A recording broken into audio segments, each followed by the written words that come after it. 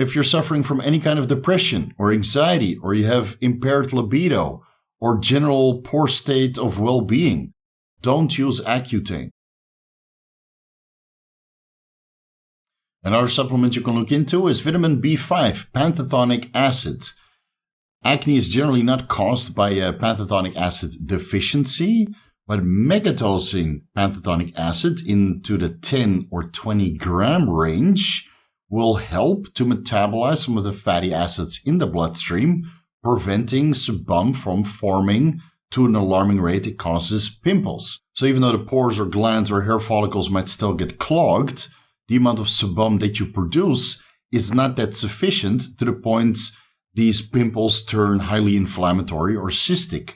So you're reducing the amount of sebum that is being produced by metabolizing fatty acids within the bloodstream by megadosing Panthetonic acid, because Panthetonic acid is a water-soluble B vitamin that's used to synthesize coenzyme A. And coenzyme A is essential for fatty acid metabolism and also plays a general role in the metabolism of proteins and carbohydrates. Now, a deficiency, again, might not really contribute to acne formation, although in some cases it might still do. But when you're supplementing into the megadose range, it's actually potent and powerful enough to reduce or mitigate acne completely. Now, when you're megadosing vitamin B5 and the excretion of B vitamins increases, this means you need to supplement with a general B100 complex, or you can take a B50 complex twice per day, morning and evening. I found that the best way to take vitamin B5 in such high dosages is to simply buy a powder. You buy a kilo or 2 kilos or 5 kilos of Panthetonic acid somewhere, at a bulk supplements website, for example, and then you mix 10 grams, 15 grams, or 20 grams in water. You put that in the fridge to make it somewhat palatable. Again, it will taste like medicine because it's such a high dose and high amount of Panthetonic acid contained within the glass of water. And then you simply have a gulp in between meals. So now you have 5, 7, 10 servings of a pretty high dose of vitamin B5 on an empty stomach, which generally is the best way to absorb vitamin B5 at such a high amount. Of course, you can have your B100 complex or your B50 complex with meals or slightly before meals to increase the absorption. But from my experience, right, the best way to mitigate acne using megadoses of vitamin B5 is to have small servings throughout the day. Buying them in a bulk powder is certainly the cheapest option that you can do, but you can also buy tablets. But taking 20 grams of vitamin B5 tablets, if they're 500 milligrams, that's a tremendous amount. So you can either open up all of those capsules and dissolve that in water, or you're going to be swallowing a tremendous amount of tablets throughout the day.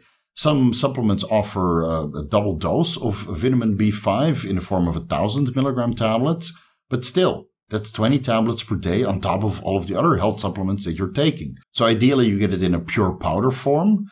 I would advise everybody to start off low, maybe 5,000 milligrams of vitamin B5 for a week, and then you increase it to 10,000, see how your response is, see if it dries out the skin more, see if it reduces the pimples or the acne to a higher extent, and then consider bumping up the dose even more. For me, the sweet spot was around 20 grams of vitamin B5, which is an insanely high dose. I ran that for about a month, and then I reduced it to 10 grams as my maintenance dose. Again, this is over 15 years ago when I was much younger, and even though my diet was locked in, right, avoiding all the dairy products and not being in a micronutrient deficient state, that was the only option that I had available to myself, because I didn't know about beef liver. And Accutane was not available to me because nobody wanted to prescribe it because my acne was not severe enough, apparently. So I megadosed vitamin B5, and that seemed to keep the acne at bay quite well. And from my experience, it didn't change my liver parameters or my other blood work markers. Is it sustainable? Probably not, right? It's a lot of vitamin B5. So I ran that for maybe 3 or 4 months. 1 month on 20 grams per day, and then another 3 months or so on 10 grams per day. And during this period, I was basically acne free. Again, there's much better ways to resolve your acne, which we'll discuss also in this video. But this is one of the options you can consider, right, to keep it at bay for the duration of time that you're megadosing vitamin B5. Consider supplementing with evening primrose oil or blackcurrant oil.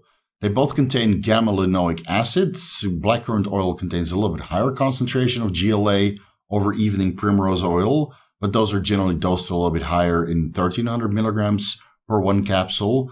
So you take one capsule of evening primrose oil in the morning and in the evening, or one capsule of blackcurrant oil in the morning and in the evening. You can combine both, one capsule of each. I tried that already. I didn't notice a difference. I prefer blackcurrant oil, 2000 milligrams per day, because that seems to improve my skin texture and quality a little bit better than 2 capsules, 2600 milligrams of evening primrose oil. Now again, it mostly has to do with skin texture and skin quality, so you look a little bit better from a cosmetic perspective. It has a very moderate effect on acne and reduction of acne, so you'll have a little bit less pimples because your skin is generally healthier due to this increase of gamma-linoleic acid. Now your body produces a tremendous amount of GLA by itself, but it's generally not found in the other foods that we eat, so it might be beneficial to supplement with it. Alpha-linoleic acid, ALA, is found in flaxseed, chia seeds, and walnuts, but linoleic acid, which your body can metabolize into gamma-linoleic acid, is found in meat and some vegetable oils, which of course the vegetable oils is something we're going to avoid if we want to keep the acne at bay. So your body can synthesize it to sufficient amounts, but supplementing with GLA has a lot of additional benefits, reducing acne formation, overall skin health and texture, reducing high blood pressure to a certain extent, and contributes to heart and cardiovascular health. And these beneficial effects are noticed at low dosages of around 250 to 300 milligrams gamma-linoleic acid per day, coming from 2600 milligrams evening primrose oil or 2000 milligrams blackcurrant oil. So that's in most cases more than sufficient. I've tried to experiment with 4000 milligrams of blackcurrant oil. It didn't seem to make any difference. But if I remove the blackcurrant oil from my diet, sometimes it's out of stock and I don't use it for a month or two, then I notice that my skin texture gets worse and pimples seem to come up a little bit more frequently, right? So it's one of those supplements that might help 5% in the total picture or 1% in the total picture, but it's something you can consider on top of everything else that we're discussing in this video. Okay, I think that pretty much covers all of the over-the-counter supplements. So let's move over to the medications, starting with doxycycline or tetracycline. Doxycycline is a broad-spectrum antibiotic. It's generally used in the treatments of infections caused by bacteria or some parasites. It's used to treat bacterial pneumonia or chlamydia infections, Lyme disease, cholera, typhus, syphilis, and also cystic acne or other infections of the skin. Now again, it will go systemic because it's an oral medication, so you take that in oral tablet or capsule form, and it will completely ruin your gut microbiome while you're taking this antibiotic. So you should limit your exposure to doxycycline or tetracycline for only maybe 5 days, 10 days, 15 days at maximum, not what these crazy doctors prescribe it for. So some doctors would prescribe doxycycline for acne management or cystic acne management up until like 6 months in duration, 200 milligrams per day, which is completely not needed. If you follow everything that I discussed in this video, changing your pillow sheets and washing all of your laundry at a very high temperature, you're not exposing yourself to the bacteria that can exacerbate pimples into cystic acne and making you look horrendous. You want to kill off the bacteria that can cause cystic acne, both externally and internally. And once you've killed off these bacteria in both scenarios, then you don't need to run doxycycline any further. So most people would get good results with a 5-day course, 10-day course, or even 15-day course. And that's the maximum I would run it. So that's 100 milligrams doxycycline on an empty stomach in the morning and again in the evening, because oral administration has a half-life of around 15 to 24 hours. And again, you want to dose this twice per day to prevent the bacteria or parasites from building up a tolerance and becoming doxycycline resistant. Now, after running this antibiotic course of 5 to 15 days, you need to repopulate your gut microbiome with some healthy probiotics in the form of probiotic yogurt, for example, or sauerkraut, or some raw, uncooked food. And there's many different ways to repopulate your gut microbiome, but it's certainly required after you're using doxycycline because, again, it will kill off most of the bacteria, not only on your skin, but in your intestinal tract as well. So you need to repopulate those with healthy probiotics or prebiotics after you finished your course. Now, while you're running this course of doxycycline or tetracycline, you'll notice that your skin texture changes a little bit for the better. Part of this is the bacteria dying off, and part of this is an increased photosensitivity that you're developing. So when people run doxycycline for a prolonged period of time to prevent malaria infections, for example, they can no longer go out into the sun. Their increased photosensitivity causes them to burn quite rapidly. So you might want to avoid getting sun exposure and prevent a sunburn while you're running this medication because the increased photosensitivity can be quite severe. Keep in mind that doxycycline has been associated with the increased risk or worsening of irritable bowel syndrome. And patients who are prescribed doxycycline in order to treat acne, again, this is for prolonged periods of time, had a 2.25-fold greater risk for developing Crohn's disease. So again, if you're suffering from IBS or Crohn's disease already, or have some sort of issue with your digestive tract, I would generally avoid doxycycline. But if that's not the case, and you can limit yourself to a 5-day, 10-day, or 15-day course, then it might be beneficial to kill off all of the bad bacteria that would otherwise cause cystic acne. Another thing you can look into, and it's not really suitable for men, but can be used by women, is spironolactone or aldactone. Spironolactone is an anti-androgen. So for women who suffer from terrible androgen-induced acne because they have a little bit higher androgen levels, or they're taking anabolic androgenic steroids, which would then completely mitigate the effects they would get from anabolic androgenic steroids, because again, spironolactone blocks the androgen receptor, so it's not something that you want to do while running performance-enhancing drugs. It might be beneficial if you're a woman suffering from higher testosterone levels, but again, it has a diuretic effect, so you need to increase your sodium intake, and it has an anti-anabolic effect by blocking the androgen receptors. But it's also something that will mitigate the muscle gain and strengthen anything anabolic, besides a little bit of anabolism that you might get through the estrogen beta receptor pathway in the form of a testosterone or acne steroids. So that might be as an alternative in combination. If you really want to stay anabolic, you use testosterone or acne steroids while blocking the androgen receptor with spironolactone, mitigating most of the hormonal acne which might form. Again, it's an option. It's probably one of the last options I would look at. But I know some women who got very good results when they suffer from tremendous hormonal acne and tremendous cystic acne that causes acne scars.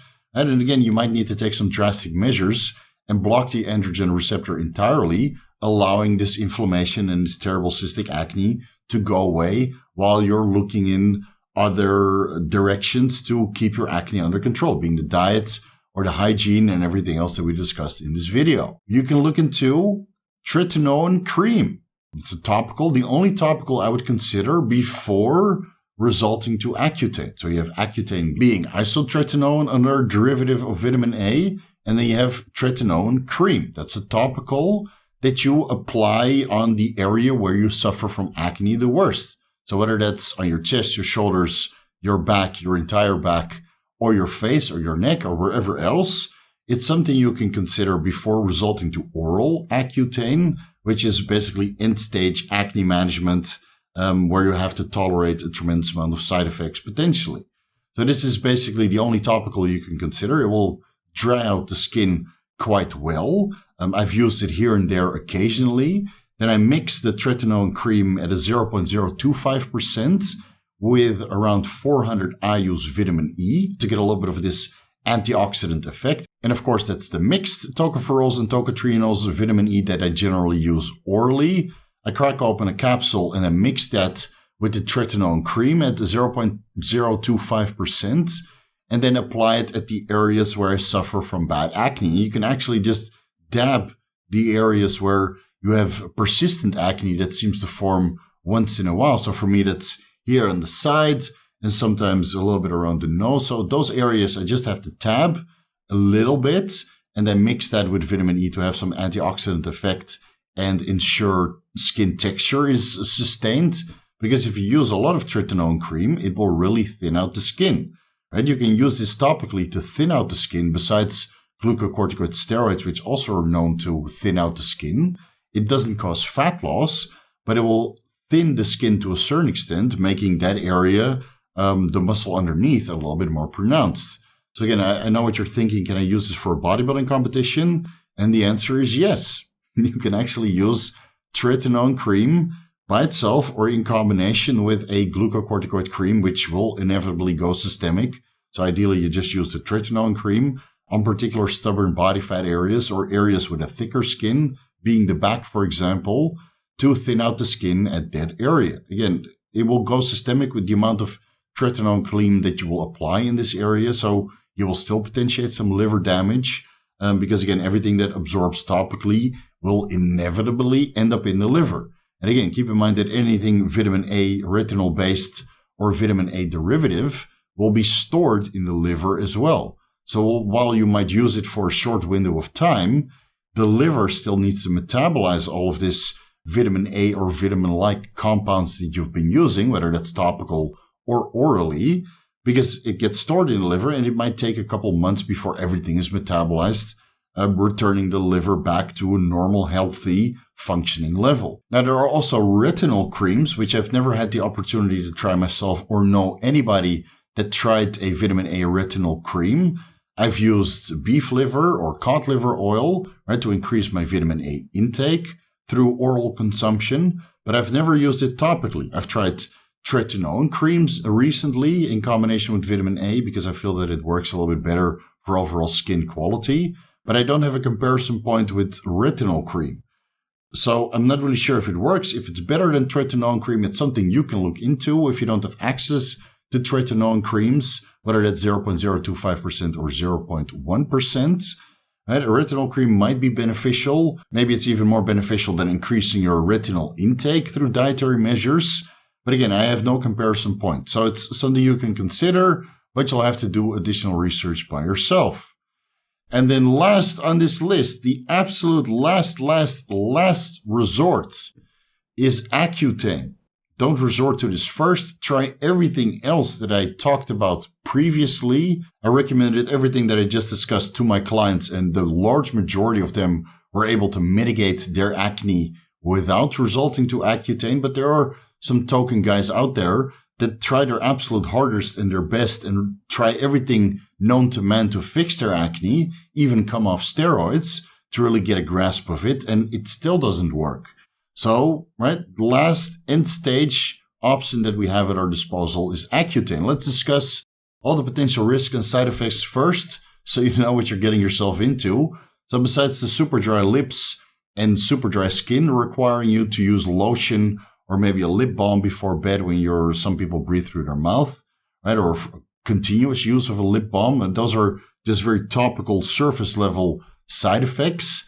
The severe side effects, which are common with Accutane, increased photosensitivity or resulting in a sunburn, muscle aches and pains or myalgias, headaches, impaired sex drive and libido, depression, reduction in mood, psychosis, liver toxicity, DNA damage, as well as birth defects due to Accutane exposure within the uterus or the testicles. Again, Accutane permeates all of the tissue. When you take it orally, it goes through the liver, goes systemic, and then eventually mitigates some of the sebum production within the skin, but it permeates everywhere else also, causing DNA damage and issues with your libido or fertility.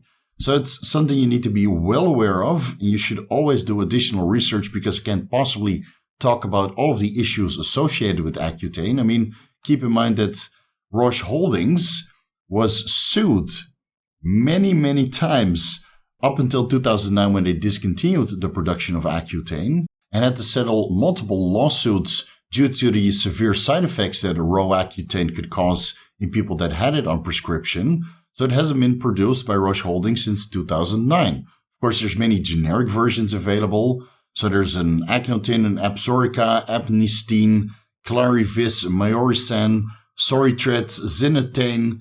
There's many generic versions available of Accutane, but its original manufacturer that originally got the patent in 1969 no longer produces Accutane because of its severe side effects. So keep all of that in mind. If you're still interested in using Accutane, or you see that as the last possible option to get your acne under control, right? You've tried everything else and this is the last option you have at your arsenal of acne management, make sure you remove the vitamin A from your diet.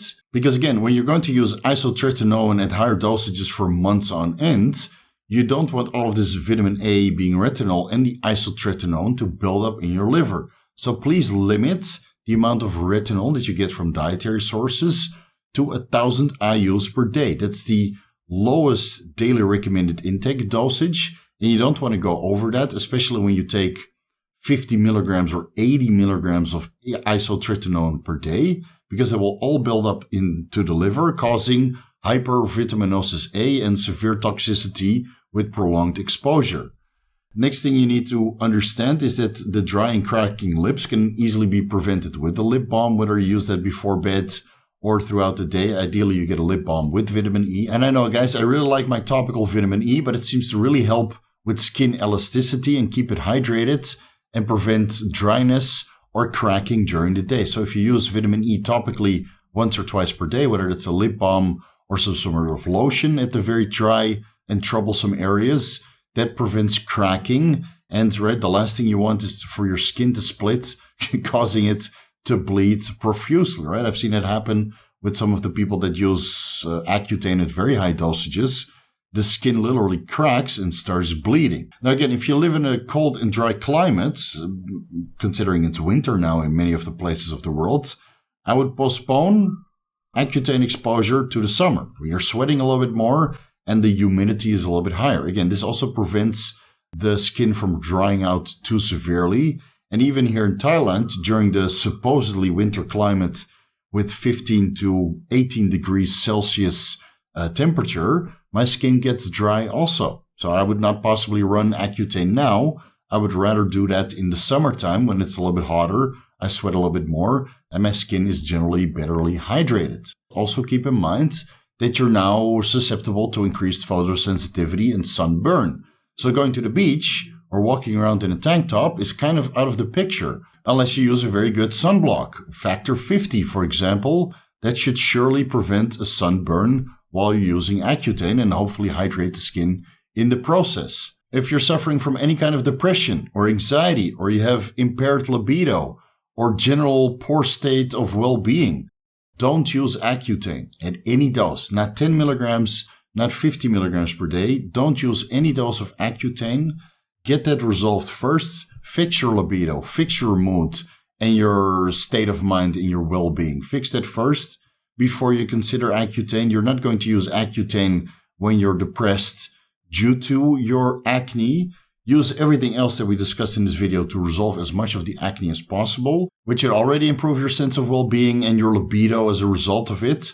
So get a grasp of that first. Do everything in your power to improve your state of mind and resolve as much of the acne as possible before you resort to Accutane. And if you can't get in a good state of mind and there's some underlying issues, don't use it.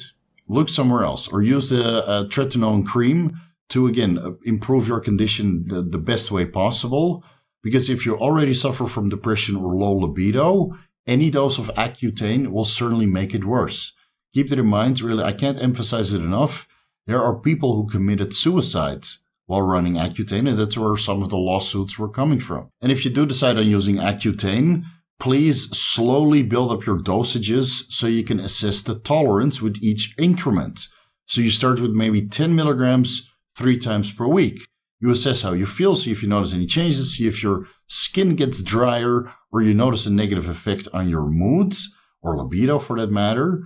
Then maybe increase it to 10 milligrams per day.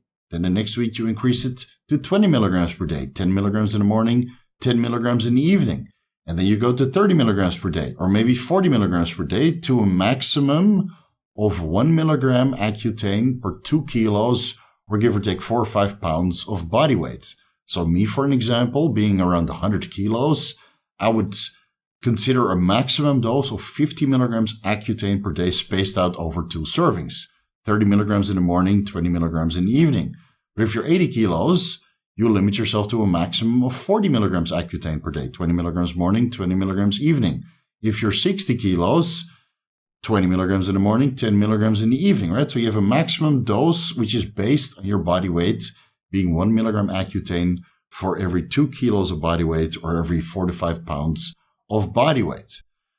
That for a prolonged period of time. So you're building up this dose over weeks to assess tolerance. And as soon as you can't tolerate the side effects, or your skin gets too dry, or your liver enzymes increase, which you should check monthly when you're using Accutane, and keep track of your homocysteine levels, because in some individuals, chronic Accutane exposure results in systemic inflammation, raising homocysteine levels.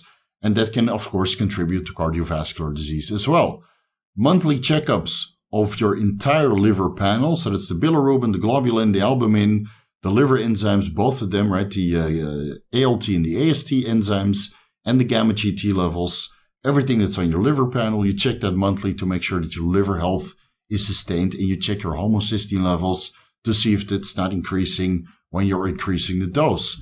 Take it slow, take it steadily, monitor your health, because again, it's a very serious medication with all kinds of horrible side effects, whether those are short-term side effects and potential long-term and permanent side effects. Make sure you do your research. You build up the dose slowly, and once you've reached the maximum tolerable dose, whether that's 1 milligram per 2 kilos or 4 to 5 pounds, or 20 milligrams, for example, that's the most you can tolerate. You hold it there for as long as you need for your skin to completely dry out, and then maybe you continue that for another month or 2, right? It's a very long exposure. Ideally, you do this under doctor supervision of a qualified dermatologist who has a lot of experience prescribing Accutane, because some courses last 3 months and people completely and permanently resolve their acne, and some people might need 12 months, right? It really depends on the severity of your acne and whatever other methods you put in place to resolve your acne during this time that you're running Accutane. Because again, if you're doing everything right with the dietary changes and the micronutrient deficiencies and addressing those and taking some over-the-counter supplements and focusing on your hygiene, I think that the dose of Accutane can be very, very low, to maybe the point it's 20 milligrams to 30 milligrams per day for 3 months. And then you should not suffer from acne ever again, right? If you're doing everything and you're being very, very proactive in tackling and resolving the acne from every possible angle. Food for thought. I really hope this resolve your acne issues, as I was able to resolve most of my acne over the last couple of years. A lot of trial and error took place, and I'm sure there's many other methods that you could consider to resolve your acne, right? We're not discussing every possible angle because there's so many topicals with benzoyl peroxide or whatever other topical alchemy potion that is out there nowadays. I tried many of them. None of them seemed to work for me, but everything I discussed in this video did work. I really hope this helps. Thank you guys so much for watching. The ebooks, you know where to find them. You know where to find me for the consultations. Follow me on Instagram at VigorSteve and on TikTok as well. Have a look at my link tree. If you're looking for the supplements that I discussed in this video, I'm sure there's a link for it with a discount code so you can save yourself some money in the process and resolve your acne as cheaply as possible. Vigorous crew, you guys know what to do. A front double bicep that is acne-free for you guys. Again, I had a pimple or 2 here or there. It's not completely resolved, but it's certainly manageable. And well, I'm married, so I'm off the market, so who cares? Thank you guys so much for watching, and I'll see you in the next one. Oh, have a look at some of these other videos which are related and might be highly beneficial and informative for you as well.